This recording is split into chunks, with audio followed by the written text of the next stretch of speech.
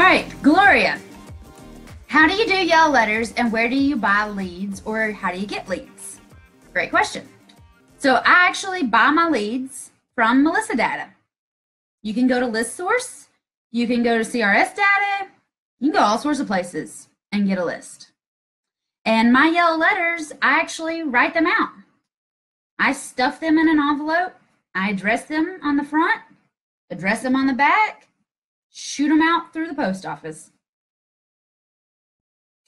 We sent out, what'd you say, 47? Sent out 47 2 weeks ago. A month.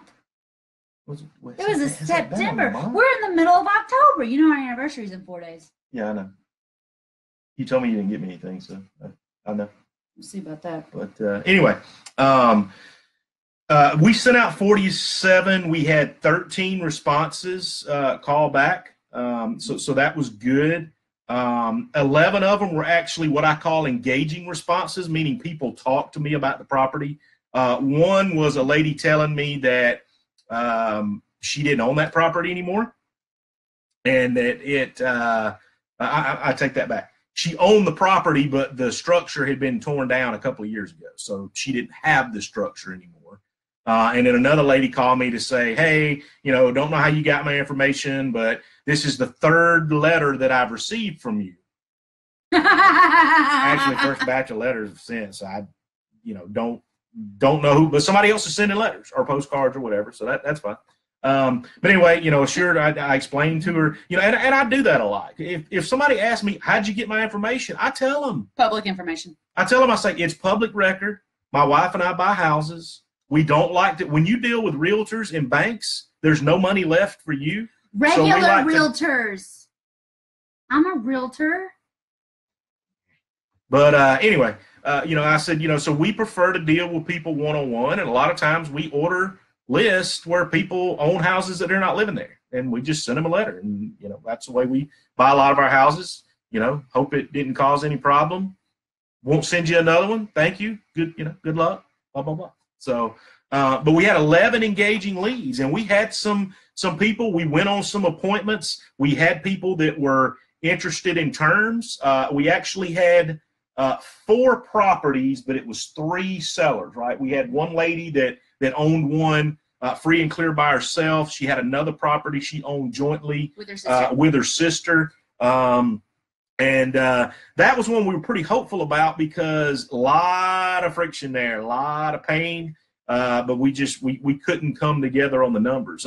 One of the things was, as I'm sure it happens in your area, there are sections of our county where some are more affluent, some are less affluent, things like that. One of the most promising properties, we found a tremendous property. The problem is not that house.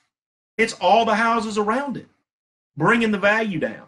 I explained to this lady, I said, listen, if I could pick your house up and just wave a magic wand and move it about 4 miles down the road, I'd give you $15,000 more than you're asking right now.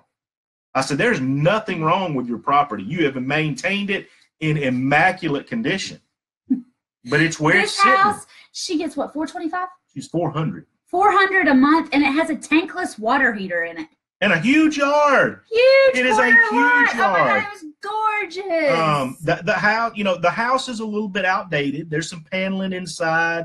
It has a tankless and water things heater. like that. But she has kept it up just like she lived in the house. I mean, there's nothing wrong with it, but there's no way that I can give her what she wants for it because of the area that it's in. It can't happen, and she understood that, and we agreed, that if she changes her mind, she may call us back.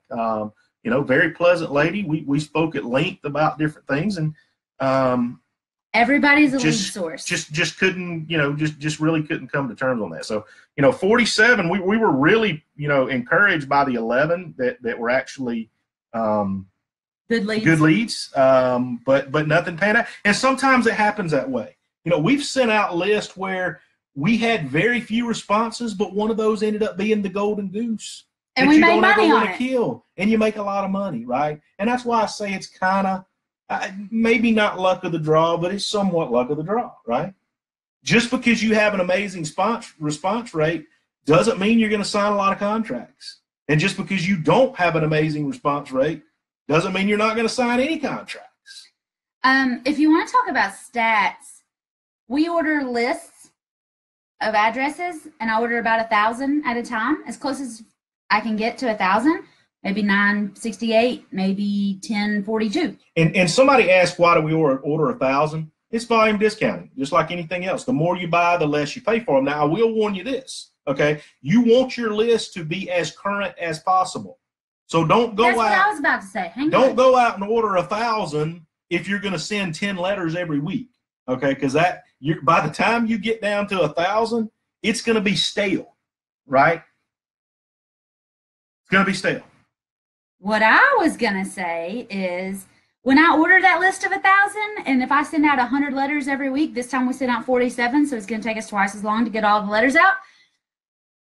I usually, after 5 or 6 mailings, I usually have so many deals that I don't create the rest of the yellow letters. I don't spend my time addressing the rest of the envelopes. I've usually, after we do 5 or 6 mailings, I've usually got 3 or 4 houses under contract, and I don't have time to be going looking and buying stuff anymore. I need to sell these and get them off my inventory list,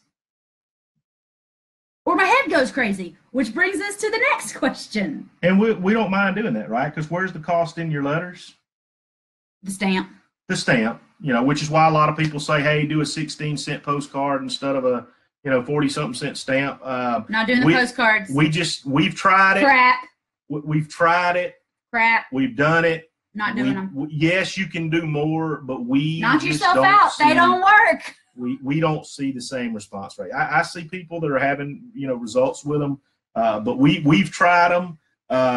People that we interact with that kind of do the same thing with us in other areas that we know have tried them.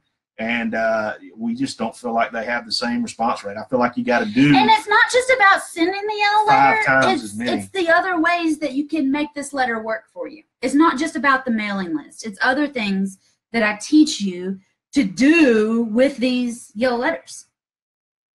And now I'll tell you, if you signed up Saturday, or if you were one of the people that signed up today for First Deal Done Fast, I actually sent you a yellow letter pad to get started with. And those of you that joined before then, I don't want you crying in your milk about it either and asking about where your pad is, because the people paid a lot more than you did when you got in. So you can go to Sam's and buy your own pad, okay? But this thing about not going crazy, I've had 10 houses before out in the world available, and I was pretty much crazy. Wait a second.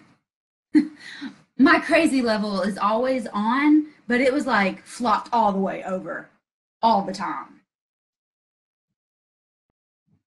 10 houses for one person to be fielding calls and working on contracts and running applications and all this stuff. 10 houses. My breaking point, I think, is like 7. After 7, I just can't handle it anymore. My brain is not that powerful.